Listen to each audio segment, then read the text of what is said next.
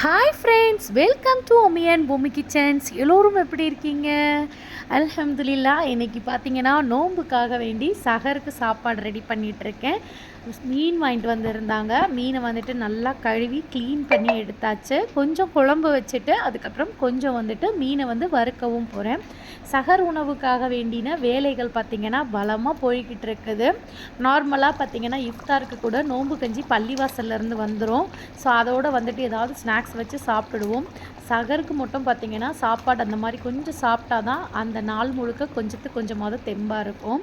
So அதனால் பார்த்திங்கன்னா மீன் குழம்புல மீனை வந்துட்டு போட்டுட்ருக்கேன். மீன் வந்துட்டு ஆல்ரெடி ஆஞ்சி கழுவி எடுத்தாச்சு.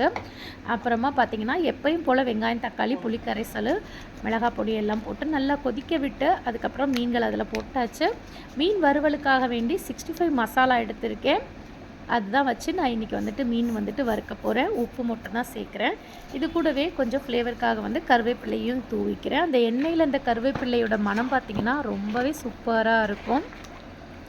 ஸோ நீங்களுமே வந்துட்டு மீன் பொரிக்கிற மாதிரி இருந்தீங்கன்னா கருவேப்பிலையும் சேர்த்து பொரிச்சு பாருங்கள், நல்ல ஒரு மணத்தை கொடுக்கும். ஸோ மீனை வந்துட்டு பொரிக்கிறதுக்காக நல்லா மசாலா வந்துட்டு தடவிட்டுருக்கேன். மீன் வந்துட்டு பொரிக்கிறதுக்கு முன்னாடி எப்போயுமே வந்துட்டு மசாலா தடவிட்டு ஃப்ரிட்ஜில் ஒரு 5 நிமிஷமாவது வச்சிடணும். அப்போ தான் வந்துட்டு நல்லா வந்துட்டு அது மசாலா பிடிச்சி இருக்கும். ஒரு 5 நிமிஷம் ஃப்ரிட்ஜில் வச்சு எடுத்துகிட்ட பிறகு நம்ம பொரிச்சோம்னா நல்லா வந்துட்டு சூப்பராக மசாலா பிரியாமல் அப்படி நல்லா பிடிச்சி சூப்பராக டேஸ்டியாக வரும். இப்போ பாருங்கள், மீனை வந்துட்டு பொரிக்கிறதுக்கு தவால எண்ணெயை ஊற்றி ஒவ்வொரு மீன் துண்டுகளாக வந்துட்டு வச்சுக்கிட்டு இருக்கேன். உங்களுடைய சகர் உணவுகள்லாம் வந்துட்டு எப்படி வந்து நீங்கள் தயார் பண்ணுறீங்க, எந்த மாதிரிலாம் சாப்பிட்றீங்க அப்படின்னு கமெண்ட்டில் சொல்லுங்கள். உங்களுடைய நோன்புகள்லாம் எப்படி போய்கிட்டு இருக்கு அல்ஹம்துலில்லாஹ், அதை பற்றின விஷயங்களை வந்துட்டு சொல்லுங்கள். எல்லாருடைய நோன்புகளுமே ரொம்ப சுலபமாக ரொம்ப ஈஸியாக இருக்கணும்ன்ட்டு நானுமே வந்துட்டு துவா செய்கிறேன்.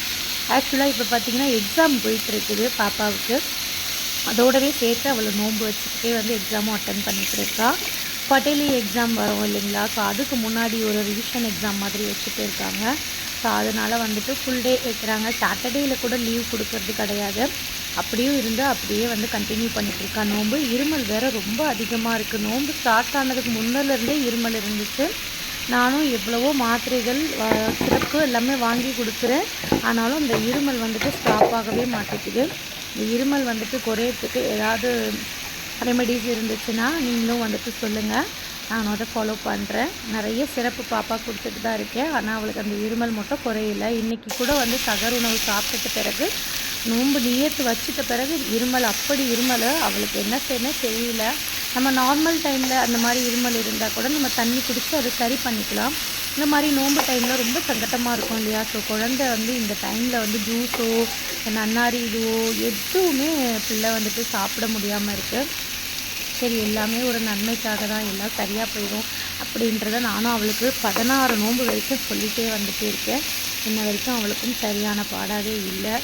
துவா செய்யுங்க, இன்ஷா அல்லாஹ் நோன்பு வந்து லேசாகணும்ட்டு. சகர் உணவு வந்து தயாராகிருச்சு. மீன் குழம்போட மீன் வறுவலோட இன்றைக்கி சகர் உணவு ரெடி ஆயிடுச்சு. அல்ஹம்துலில்லாஹ்னு வந்துட்டு நான் போட்டுட்ருக்கேன் சகர் உணவு. எல்லாருக்காகவும் வேண்டியுமே நிறைய துவாக்கள் கேட்டுட்ருக்கேன். நிறைய பேர் துவா செய்ய சொல்கிறீங்க. அல்ஹம்துலில்லாஹ், நீங்கள் சொன்னாலும் சரி சொல்லலைனாலும் சரி எல்லா மக்களுக்காகவுமே வந்து நான் துவா கேட்டுட்ருக்கேன். என்னோடய யூடியூப்பில் இருக்கக்கூடிய எனக்கு சப்போர்ட் பண்ணி கொடுத்துட்டு இருக்கக்கூடிய அத்துணை அன்பு உள்ளங்களுக்குமே வந்து நான் துவா செஞ்சுட்டு தான் இருக்கேன். எல்லா மக்களும் நல்லா இருக்கணும் அப்படிங்கிறது தான் நம்மளுடைய எண்ணமும் கூட. நீங்களும் என் குடும்பத்திற்காக எனக்காக வேண்டி துவாக்கள் கேளுங்க, ப்ரே பண்ணுங்கள். இன்ஷா அல்லாஹ் இன்னும் நிறைய வீடியோஸ் வந்து அப்லோட் பண்ண இருக்கேன். என்னுடைய லாங் வீடியோஸ்லாம் நிறைய இருக்கும், போய் பாருங்கள். மற்றவங்களுக்கும் வந்துட்டு ஷேர் பண்ணுங்கள். யாராவது சப்ஸ்கிரைப் பண்ணாமல் வாட்ச் பண்ணிகிட்ருக்கீங்க அப்படின்னா மறக்காமல் வந்து சப்ஸ்கிரைப் பண்ணிக்கோங்க. பக்கத்தில் இருக்க பெல் ஐக்கானே கிளிக் பண்ணிக்கோங்க. நிறைய வீடியோஸ் உங்களுக்கு ஷேர் ஆகும். இது வந்து பார்த்திங்கன்னா அபுவுக்கு, ஹீரா, ஜாராவுக்கு வந்து ஃபுட்டு வந்துட்டு போட்டிருந்தோம். அது வந்து பிரிக்கவே இல்லை. சகர் உணவு சாப்பிட்டதுக்கு அப்புறமா வந்துட்டு இதை பேக்கிங்கை வந்துட்டு எடுத்துகிட்டு வந்து காட்டிகிட்ருக்கேன். அவங்களோட ரியாக்ஷன் எப்படி இருக்குதுன்னு பாருங்கள். கண்டினியூஸாக வந்துட்டு நம்மளுடைய சேனலை வாட்ச் பண்ணுங்கள். நெக்ஸ்ட் ஒரு சூப்பரான வீடியோவில் நான் உங்களே சந்திக்கிறேன். டாடா பாய். தான் வந்து இது கைக்கு வந்துச்சு. ஃபுட்டு வந்துருச்சா, ஜாலியாக இருக்காங்களா அப்படின்னா அப்படி என்ன இதுடா இப்போ ஓப்பன் பண்ணிடுவா. ஆல்ரெடி இந்த ஃபுட்டில் கொஞ்சம் இருக்குது, அது காலி ஆகட்டும். அதுக்கப்புறம் அம்மா இதை ஓப்பன் பண்ணுறேன், சரியா? ஓகேவா? அப்போ இந்தா இந்தா ஐ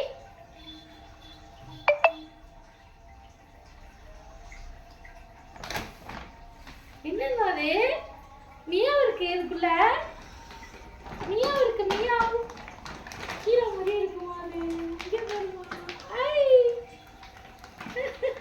ஏன் அவளுக்கு தெரியுதுப்பா ஃபுட்டுன்ட்டு ஸ்மெல் பண்ணிட்டா நல்லா பத்தியா எவ்வளோ உரசிக்கிட்டே இருக்கு பட்டுமாக்கு ஃபுட்டு வந்துருச்சுன்ட்டு ஜாலியாக இருக்கு